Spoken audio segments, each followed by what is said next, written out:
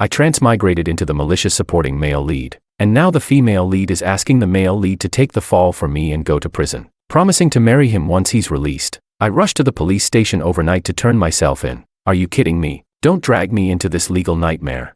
Not to be dramatic, but seriously, female lead, you're something else. When I woke up, I overheard a man and a woman talking just outside my door. Richard, if you take the fall for Dani and serve the time, I'll marry you in 5 years. As a flood of memories rushed into my mind, I finally realized I had transmigrated into a melodramatic romance novel as the malicious supporting male lead. I, Daniel, am the epitome of a wealthy and handsome young man. I grew up with the female lead, Katarina, as childhood friends, and I was her Prince Charming. One night, I got drunk and accidentally hit someone with my car. To help me, Katarina convinced the male lead, Richard, to take the blame and serve 5 years in prison. In return, she promised to marry him once he got out, but 5 years later, all she received was his lifeless body. Devastated, Katarina realized too late that the one she truly loved was Richard. Later, at an event, Katarina accidentally encountered a man who bore a striking resemblance to Richard. She then discovered that Richard had faked his death to deceive her. She was both furious and elated, emotions she didn't want to acknowledge.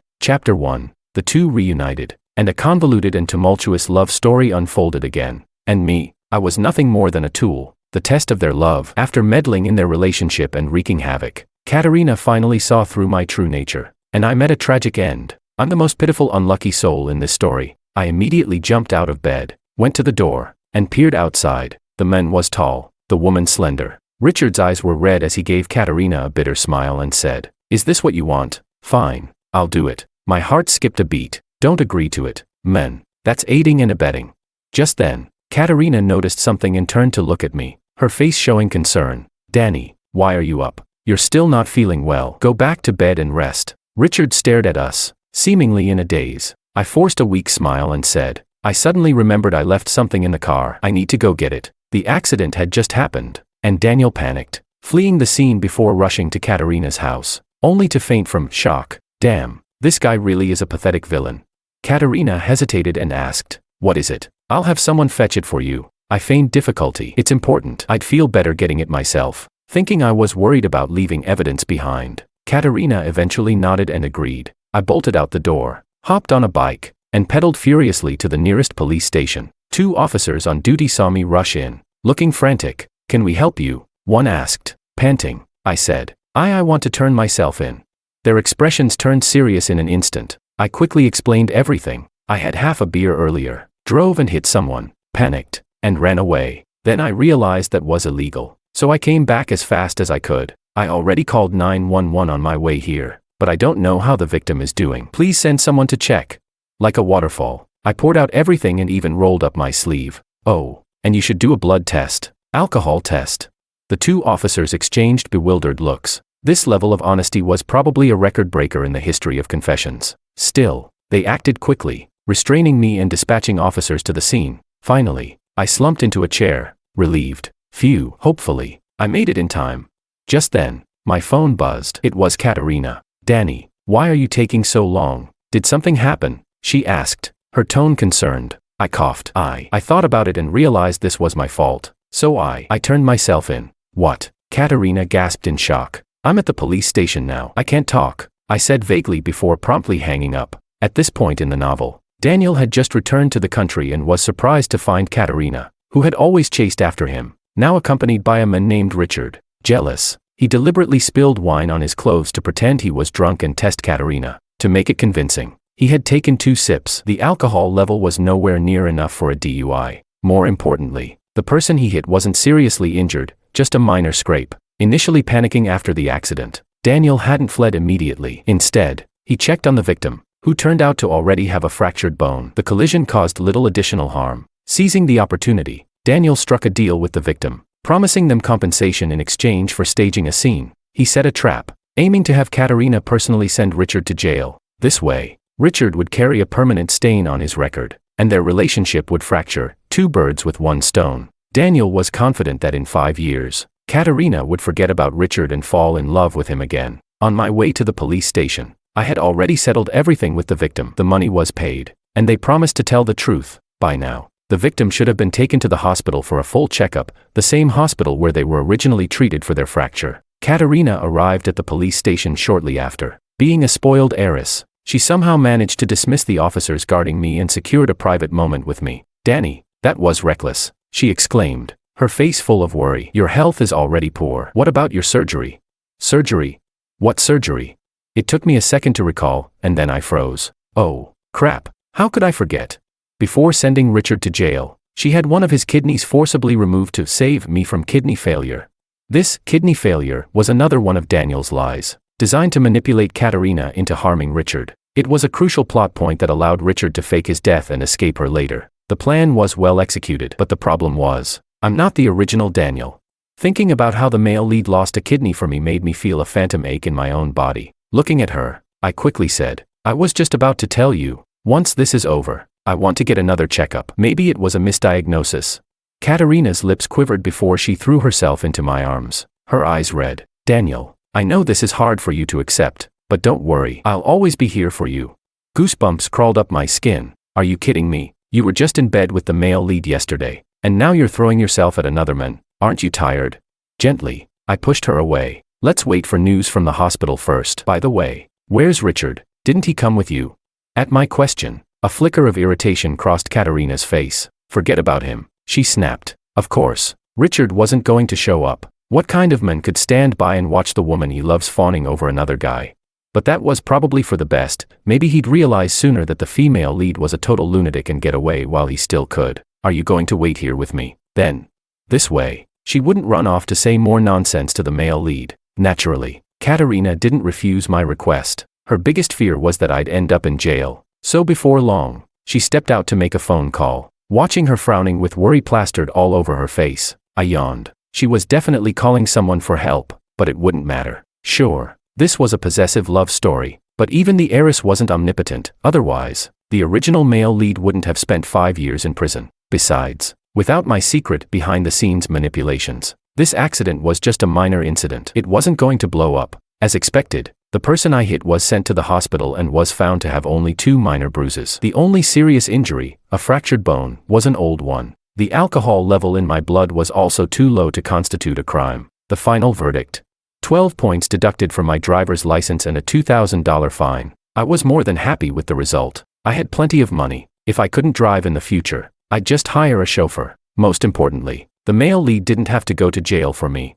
Katarina seemed puzzled by the outcome, so I offered a bit more explanation to allay her suspicions. Actually, I didn't drink much that day. I just spilled some alcohol on myself by accident. Good thing nothing serious happened. Otherwise, it would have been a big mess. Her doubts finally dissipated as she rested her head gently on my shoulder. Her voice soft and sweet. "I'm just glad you're okay. You don't know how scared I was when you came to me that night."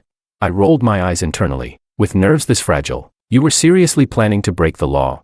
Unbelievable. Still, I had to maintain Daniel's basic persona as a scummy man. So, I added, "By the way, can you come with me to the hospital for a follow-up checkup?"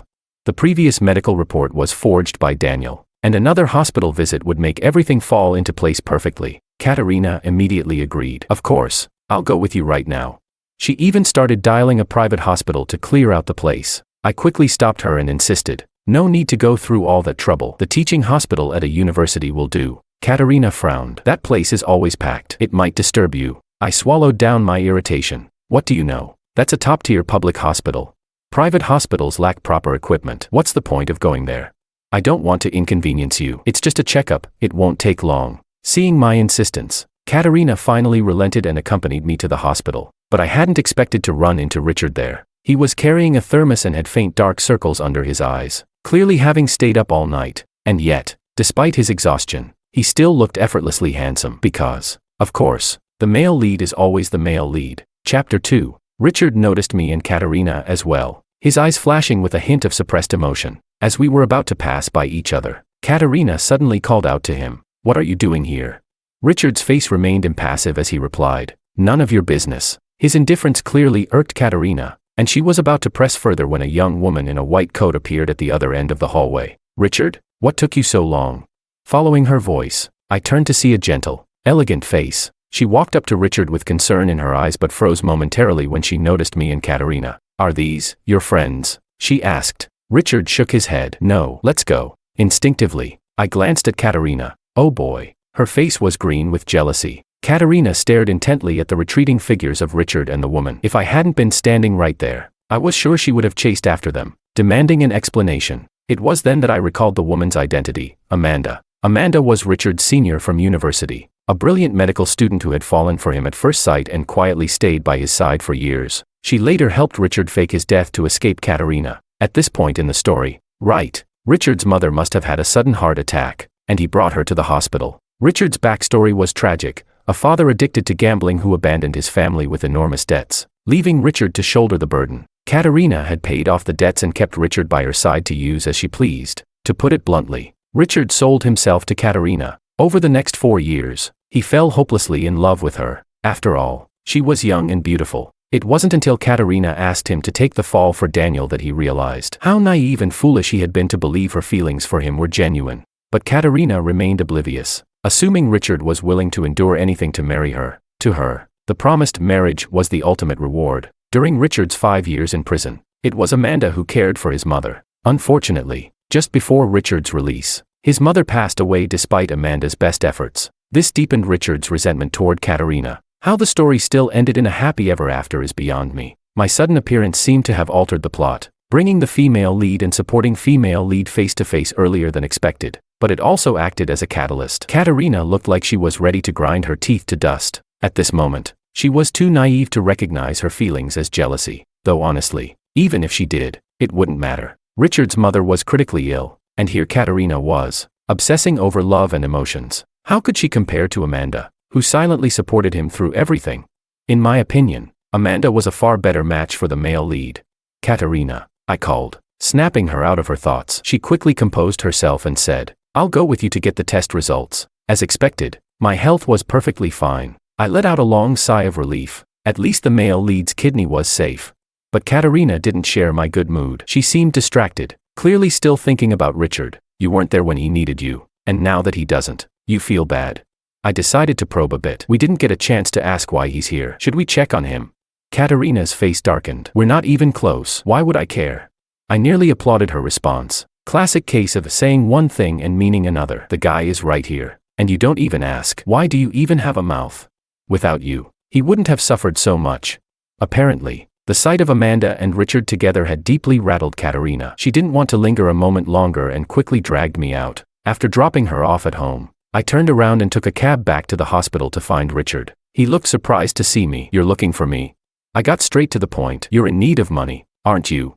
A flicker of wariness appeared in Richard's eyes. I understood his reaction. After all, Katarina had just asked him to take the fall for me. In his eyes, I was no saint. I glanced at his mother, who was finally asleep in the hospital bed, and gestured for him to step outside. He hesitated but eventually followed me out. Your mother needs surgery, and it won't come cheap, I began. And there's the post-op recovery. It'll cost a fortune too. I handed him a bank card. The money in here should cover it. Richard didn't take it immediately. What's the catch? Do you want me to leave Katarina?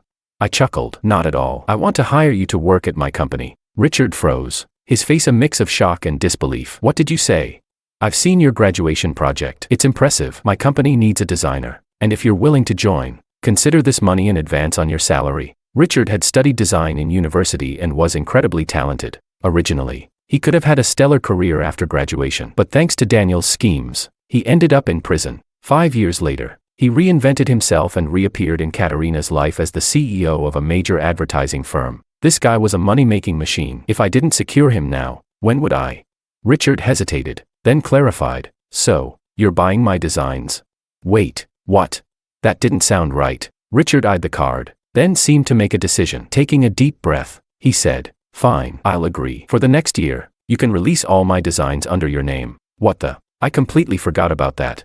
In the original story, Daniel had stolen Richard's designs, won a prestigious award, and ruined Richard's reputation. That incident happened just a month ago. Richard had mentioned it to Katarina, but she dismissed it as jealousy, leading to a cold war between them that nearly ended their relationship. Now, with me suddenly showing up and making this offer, no wonder Richard misunderstood. I quickly explained, no, I genuinely want to hire you. All your designs will bear your name. What I did at the competition was wrong. I apologize and will return the prize money and compensate you. If you're still worried, I'll even give you shares in the company.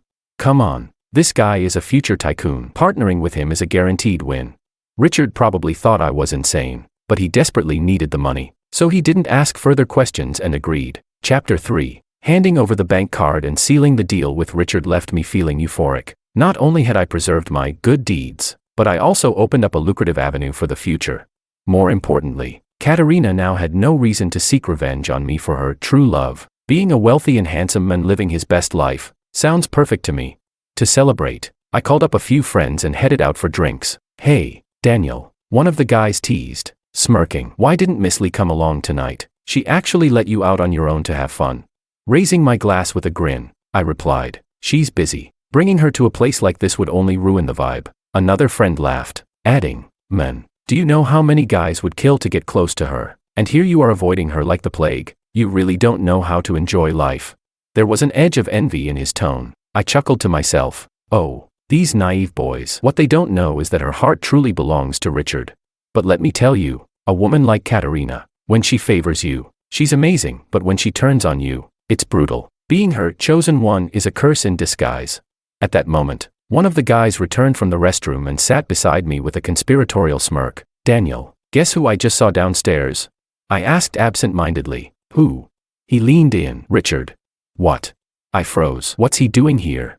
"What do you think?" The guy snickered. "Of course, it's because Katarina dumped him. That idiot actually thought she loved him when she was just messing around. Poor boy tried to mooch off her, but to her, he's nothing but trash." He passed me a cigarette, reaching to light it for me. "Just some pretty boy with no real standing. Does he actually think he can compete with you for Katarina?" His words were clearly meant to flatter me. Everyone knew Katarina liked me and never argued against what I said. But something about this didn't sit right with me. Pushing his hand away, I stood up. "I'm going to check it out." Leaving the private room, I went to the second floor railing and looked down. Sure enough, I spotted Richard immediately. This was a members-only club. The first floor was an open hall, while the second floor had private rooms reserved for VIPs. Richard was clearly in trouble. A well-dressed woman in her 40s, obviously drunk, was blocking his path. "What's the harm in having a drink with an old friend?" she slurred. Richard's face was stone cold. In the past, to help pay off his father's gambling debts, he had worked here briefly. After getting together with Katarina, he'd left that job behind. But now that word had spread about my return and Katarina's supposed abandonment of him, the wealthy ladies who had once eyed him were eager to pounce. I was about to head downstairs when I heard a mocking voice nearby. "Miss Lee, aren't you going to check on him?" Startled, I turned. Katarina was here too.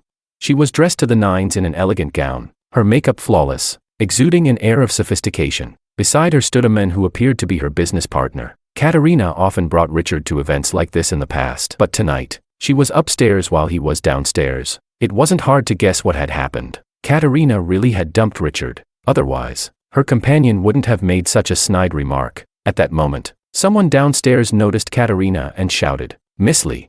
All eyes turned toward her. Richard's gaze followed, landing on Katarina first, then shifting to me. His expression darkened. I hesitated. This scene wasn't in the original story. By now, Richard was supposed to be in custody, awaiting trial. How had we ended up here instead? What would happen next? Katarina's voice suddenly interrupted my thoughts. "Dani? Huh? I thought I'd been hiding pretty well. How did she spot me so easily? I'd told her I'd be resting at home tonight. Who would have thought we'd run into each other here?" Before I could come up with an excuse, Katarina had already walked over. Forcing a smile, I said, "A friend called me out last minute. It'd be rude not to show up, so I didn't get a chance to tell you. Hope you don't mind." Katarina's expression softened, completely different from the cold look she'd given Richard earlier. She tilted her head and smiled coyly. "How could I?" Perfect. She was deliberately putting on a show for Richard. Richard took it all in, then withdrew his gaze, clearly choosing to ignore us. The drunk woman, noticing Katarina's presence, hesitated briefly, but upon seeing Richard's reaction, she seemed emboldened. "Oh, Miss Lee, I didn't expect to see you here. I was just catching up with Richard over a drink. Don't misunderstand." Katarina leaned slightly against me, then glanced downstairs, her voice icy. "Misunderstand? He's just doing the kind of lowly work he's used to." My mind reeled. Why couldn't you just keep your mouth shut? Why say something like that? I quickly glanced at Richard. He stood still, seemingly unaffected, but his clenched jaw said otherwise. This was psychological warfare at its finest. Being humiliated in front of so many people, who could endure that? I leaned in to whisper to Katarina, "He doesn't look well, maybe you should." But Katarina's expression remained unchanged. He's the one who chose to come to a place like this. Hopeless. Suppressing my irritation, I stepped back. This woman was unreliable. I needed to separate these two as soon as possible before things got worse. Just then, a cheer erupted from downstairs. I turned to see Richard downing the drink in his hand in one go. Amid the applause and laughter, Katarina's face turned bright red with anger. Setting down the empty glass, Richard spoke coldly. "Miss Zhao, can I leave now?" The woman laughed, clearly enjoying his discomfort. "One drink, that's hardly enough. You were famous for your drinking capacity back then. Can't you give me a bit more face?" I took a deep breath and called out, "Richard." Chapter 4. All eyes turned toward me, their gazes filled with curiosity. This was the first public confrontation between Katarina's two men, and no matter what happened, it would become the topic of endless gossip. Even Katarina frowned and called out, "Dani." I smiled casually and said, "I'd arranged to review his design sketches. If he drinks too much, he might not have them ready for me tomorrow." Without waiting for Katarina's reaction, I walked straight over to Richard. "Did you drive here? If not, I can have my driver take you home," I offered. Richard gave me a strange look and began. Before he could finish, his expression suddenly twisted in pain, and he clutched his chest. I froze. "What's wrong with you?" The wealthy woman sneered. "What? Just one drink? That can't be enough to..." Richard collapsed toward the floor. I instinctively grabbed him. "Hey, what's going on?" His face was alarmingly pale. "Panicking," I shouted. "Someone call an ambulance." From the corner of my eye, I saw Katarina rushing down the stairs in a rare display of panic, completely losing her usual composure. Richard had a hereditary heart condition. Sitting in the hospital corridor, I let out a heavy sigh. In the original story, his first heart attack occurred after a heated argument with Katarina, right before he was sent to prison. Now, because I'd kept him out of jail, I thought this incident wouldn't happen. But here we are. I glanced to the side. Katarina was still in a daze, sitting motionlessly with a lost expression. She hadn't known about Richard's condition. If we hadn't gotten him here in time today, who knows? Amanda emerged from the room, her gaze falling on me. "Daniel." I stood up. "I'm here." She looked me over before saying, "He's awake. He wants to see you." Me. I blinked in surprise. His first request wasn't to see Katarina.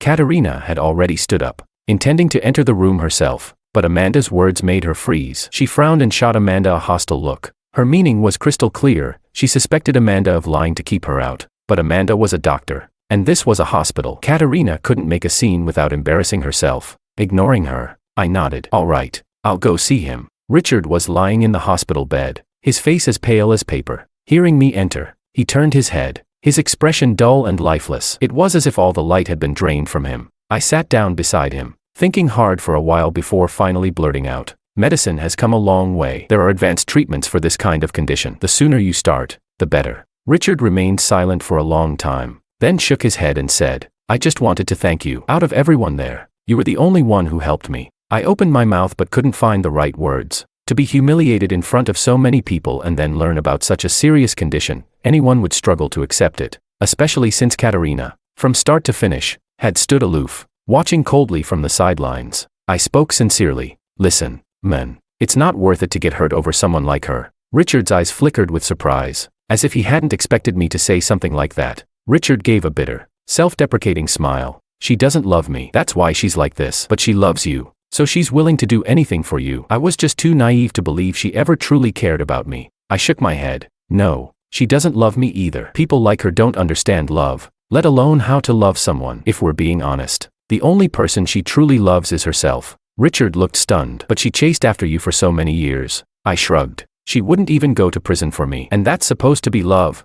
If she really loved me to the point of obsession, she should have taken the blame herself instead of dragging an innocent person into it." Richard seemed at a loss for words, perhaps because this perspective had never crossed his mind. I patted his arm. "Believe it or not, staying entangled with her will only bring you more pain. You're talented and capable. Why tie yourself down to someone like that?" Richard appeared dazed. He had loved Katarina for 4 years, enduring all her harm without ever mustering the resolve to let go. It had become a habit, even an instinct. So his confusion upon hearing my words was understandable. But as the saying goes, simping too hard leads to nothing in the end. I didn't expect one conversation to wake him up entirely. Noticing his drip was almost finished, I stood up. "I'll get the nurse to remove the needle." Amanda entered with the nurse, followed closely by Katarina. She immediately grabbed my hand and asked, "Dani, what did he say to you? Did he give you trouble?" As if Richard could do anything in his current state. He just had a heart attack. For crying out loud, I felt a pang of sympathy for the guy. Out of the corner of my eye, I saw Richard close his eyes, unwilling to even look at her. I pried Katarina's hand off mine and said coolly, "Nothing. He's weak right now. Let's not bother him. Let's go." But Katarina stood rooted to the spot like her feet had grown roots. I almost laughed. She clearly couldn't let go of Richard. Yet she refused to lower herself to apologize or admit her feelings. The male lead really got the short end of the stick with her. The nurse removed Richard's fore while Amanda stayed by his side. Her eyes filled with concern. "Richard, drink some water," she said softly, pouring a cup of warm water and helping him sit up. Richard gave her a small smile. "Thanks, Senior. Take care of yourself," Amanda replied gently. "Otherwise, someone might worry about you again." Her words were purely out of care, referring to Richard's mother. With her quiet and selfless personality, she'd never use this moment to imply anything romantic. But Katarina heard it differently. She took it as a provocation. Without warning, she marched forward, yanked Amanda aside, and slapped her hard. Smack. "Who gave you permission to touch him?" I was speechless. "Seriously, Katarina, your thought process is incomprehensible. You're cruel to Richard yourself, yet you can't stand anyone else treating him well. This isn't love, it's some kind of deep-seated grudge." Amanda, caught off guard, recoiled, her cheek quickly swelling red. Richard's expression darkened. "Senior, Katarina, what are you doing?" His reaction only fueled Katarina's anger. She sneered, "You've been in love with her all along, haven't you?" Richard was on the verge of losing it. "What nonsense are you spouting?" Amanda, worried about his condition, quickly stepped in to calm him down. "Richard, don't worry, I'm fine." But the red mark on her face was glaringly obvious. Seeing their hands touch as Amanda tried to steady him, Katarina completely snapped. "You've been fooling around with her behind my back, haven't you?" "What?" I knew melodramatic romance novels were absurd, but this was next-level ridiculous. For a moment, I felt like throwing in the towel on humanity. Richard's voice rose, his anger barely contained. "Katarina, watch your words." Katarina seemed to realize she had gone too far. Her eyes flashed with panic as she hesitated, taking a step forward as if to apologize but stopping short. Taking a deep breath, Richard pointed to the door. "Leave. I don't want to see you again after today." His tone was terrifyingly calm. Katarina finally panicked. "Richard, I didn't mean." "Katarina," I interrupted, resigning myself to play the mediator. "He needs rest. You've had a long day. Let me take you home." Katarina hesitated, torn between staying and leaving. Eventually, perhaps realizing she couldn't stay any longer, she left with me. On the way back, she was silent, clearly lost in thoughts about Richard. When we arrived at her villa, I was about to prompt her to get out of the car when she spoke up. "Dani, I need to tell you something." She seemed to have made a major decision, and her voice was soft but resolute. "I've realized. The person I truly love is Richard. We should end things here." I kept my expression calm, but inside, I was swearing up a storm. "For the love of sanity, leave him alone already. You've messed up his life enough. Who wants your so-called love? Spend that energy managing your company instead. Expand your business. All you think about is romance. How does your company even function? At this rate, you'll burn through your family's fortune in no time."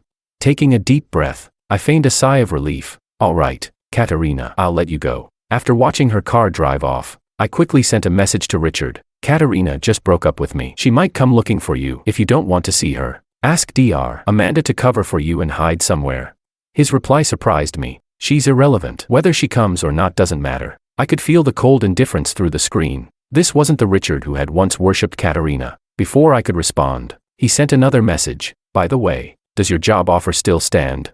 A month later, Richard officially joined my company, but before the day ended, someone delivered a beautifully decorated lunchbox from Katarina. Through the glass, I could see the overly ornate presentation, and I felt an impending headache. The female lead was back to chasing her true love. This trope was essential in melodramatic novels. Thanks to my interference, the timeline had shifted, and Katarina's change of heart came earlier. Nearby, clueless onlookers whispered with admiration, "Wow, that lunchbox is so pretty. Although, is that a burnt smell?" Someone quickly nudged them, hissing, "Are you crazy? That's Miss Lee's cooking. You dare criticize it?" The group shrank back, glancing toward my office and quickly pretending to work. I sighed and stepped out, drawing nervous greetings from the crowd as they scattered back to their desks. Richard, visibly uncomfortable, said, "Boss, don't worry, I'll get rid of it right away." I asked, "You're not keeping it?" He shook his head. Chapter 5. Richard had completely given up on Katarina, and no amount of clumsy attempts to win him back could sway him anymore. Naturally, I wasn't going to meddle. I simply said, "You handle it however you want." For the next month, Katarina kept sending lunchboxes to Richard, but they failed to make any impression. Meanwhile, Richard's designs were dazzling successes. significantly boosting the company's performance. Everyone was so busy that no one had time to entertain the whims of the heiress. Watching the balance in my bank account grow steadily, I was ecstatic. See, a man should focus on his career. Richard seemed equally motivated, throwing himself into work with full dedication, even staying late every day. He cut off all contact with Katarina, ignoring every apology and declaration of love she sent his way. Finally, Katarina couldn't take it anymore. One afternoon, she showed up outside our company. I knew as soon as she arrived, everyone here recognized her car. Just 2 months ago, she used to come by every day to pick me up. Now, in the blink of an eye, her attention had shifted to Richard. My colleagues felt second-hand embarrassment on my behalf, but I was amused. The weather forecast had predicted heavy rain today. Was I about to witness the classic confession in the rain scene? Honestly, I lived for this kind of drama, so I joined my co-workers at the floor-to-ceiling windows, watching the scene unfold. The rain poured relentlessly, and her lone Maybach looked utterly out of place. Even more ridiculous was the figure stepping out of it. Richard was at his desk, immersed in sketching, his phone lighting up with an unanswered call. Katarina must have given up after one attempt. She threw away her umbrella and stood under the torrential rain. Wow, someone muttered, and the group burst into murmurs before someone finally called out to Richard. Richard, I think she's here for you. Come take a look. Richard approached the window, frowning as he glanced down. I probed, are you going to go down? His response was cold and blunt, call the police. What? She's been harassing me for a while now, he added impatiently. Ignoring her wasn't enough, and now she's blocking the office. This is too much. A few co-workers nodded in agreement. Exactly. Impulsive people like her are the worst. Who knows what she'll do next? She's willing to sacrifice her pride now, but later she'll demand tenfold in return. Didn't she hear him say he's not interested? Why can't she let go? It's ridiculous. I cleared my throat. It's pouring rain, and she came all this way to see you. Doesn't that move you even a little? Richard's expression remained stoic. She can take some cold medicine. It's not like her legs are broken. I silently gave him a thumbs up. Richard then asked, by the way, Amanda mentioned her mom made ribs today. Want to join us? Without hesitation, I replied, let's go. I had the driver pull the car out of the basement, and Richard and I left together. As we drove past Katarina, she noticed us. Her eyes widened in shock, clearly puzzled about why Richard and I were leaving together. Still, she quickly wiped the rain off her face and shouted at Richard, Richard, I know I was wrong. Please, give me another chance.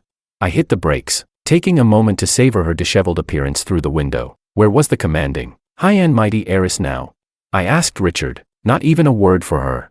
Richard thought for a moment before rolling down the window slightly. We're in a hurry to get home for dinner. Please don't block the road. With that, he promptly rolled the window back up, as if afraid the rain, or something worse, might seep in. Katarina froze, standing motionless as if she'd turned to stone. The driver stepped on the gas, and the tires sprayed a wave of water, drenching her completely. In the rearview mirror, she looked utterly defeated, unable to understand how things had turned out this way. I checked my phone and saw a notification. Richard had just won a prestigious design award. Richard, you're incredible. I praised him. We should add a couple of extra dishes tonight. Richard chuckled. Mr. Sue is an honored guest. We'll make sure it's a feast. After that day, Katarina disappeared for a long time. Initially, there were rumors about her being hospitalized for pneumonia after her cold worsened. Then came news of a financial crisis in her company. Her downfall attracted opportunists who caused even more chaos. But she was the protagonist. After all, within 6 months, she regained control of her company. However, the infighting left the Lee family weakened, and they fell rapidly. Meanwhile, I took the opportunity to seize their lost market share. Partnering with Richard, my company flourished and firmly surpassed the Lee family. On the day Richard and Amanda got married, I was the best man. The wedding was grand and lively, filled with an atmosphere of joy. I indulged in the feast, celebrating with everyone. Toward the end of the event, I spotted Katarina standing far away, hidden among the crowd. She looked haggard, a shadow of her former elegance. I quickly averted my gaze. On stage, the couple exchanged rings and vowed to stay together forever. As they kissed under the watchful eyes of the crowd, Katarina couldn't bear it any longer. She turned and fled in disgrace. I raised a glass to the newlyweds. Congratulations, my friends. Here's to a happy marriage. Because finding the right person is what makes love worth it.